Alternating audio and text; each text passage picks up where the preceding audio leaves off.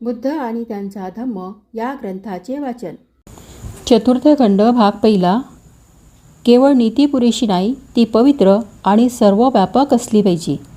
वस्तू पवित्र केव्हा ठरते? ती वस्तू का पवित्र ठरते?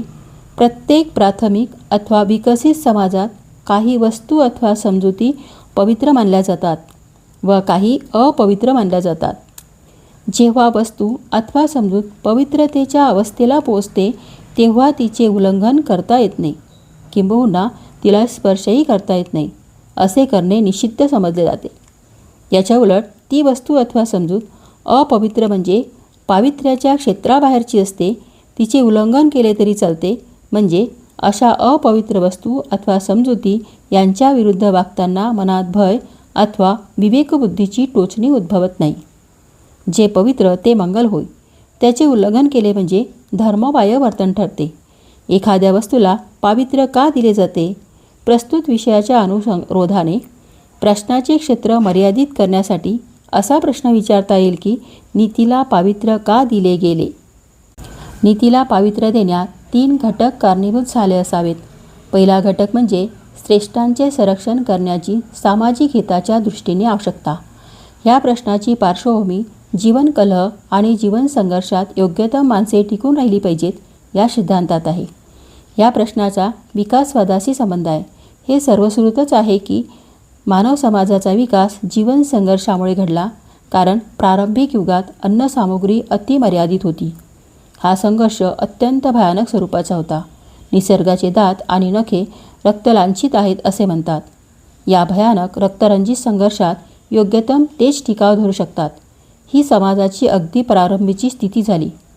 प्राचीन काळी केव्हा तरी आणि कोणीतरी असा प्रश्न उपस्थित केला असेल की जो सर्वात अधिक शक्तिमान तोच योग्यतम आहे काय?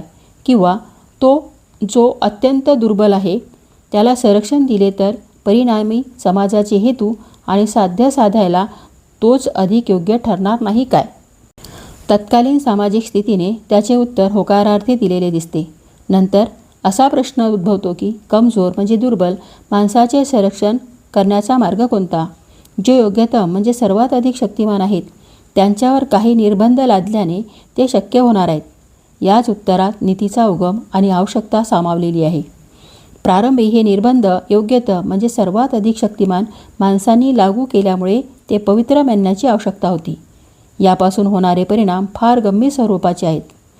पहिला प्रश्न असा निर्माण होतो की सामाजिक स्वरूप धारण केल्याने नीती असामाजिक म्हणजे समाजहित विरोधिनी तर होत नाही ना? चोरांमध्ये आपापसात नीती नसते असे नाही. व्यापारातही आपापसात नीती असते. एकाच जातीच्या माणसात आपापसात नीती असते. दरोडेखोरांच्या टोळीतही आपापसात नीती असते. परंतु या नीतीचे स्वरूप वेगळेपणाची जाणीव आणि आपल्यापुरतीच क्रियाशीलता निर्माण करते. ही नीती म्हणजे एका विशिष्ट समूहाच्या हिताचे संरक्षण करण्यापुरतीच मर्यादित म्हणजे संपूर्ण समाजहित विरोधक असते.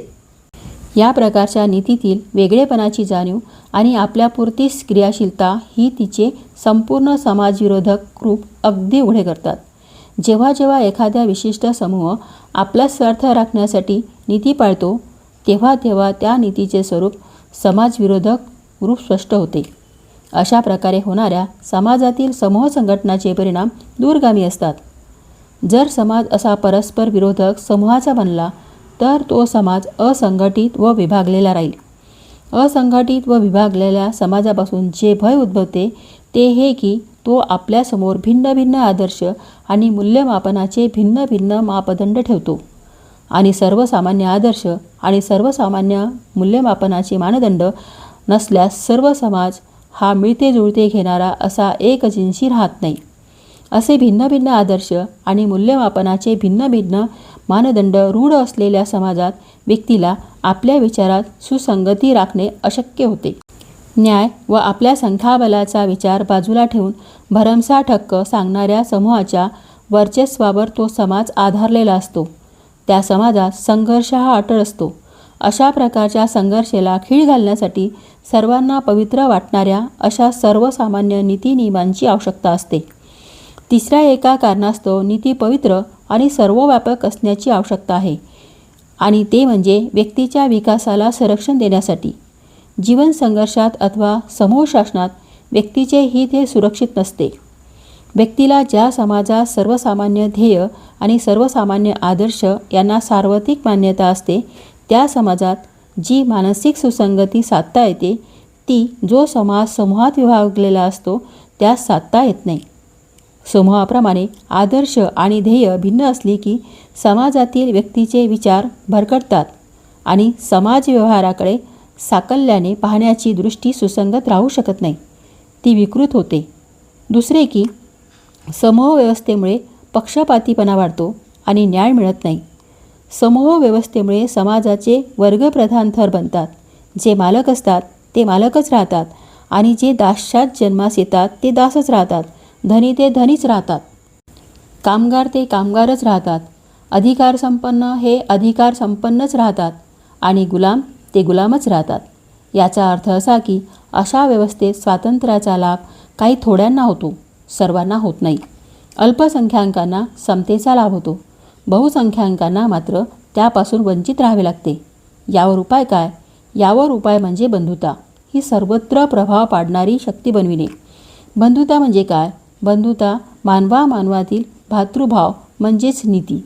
म्हणूनच तथागत बुद्धांनी शिकविले, धम्म म्हणजे नीती आणि धम्म पवित्र आहे तशीच नीतीही पवित्र आहे.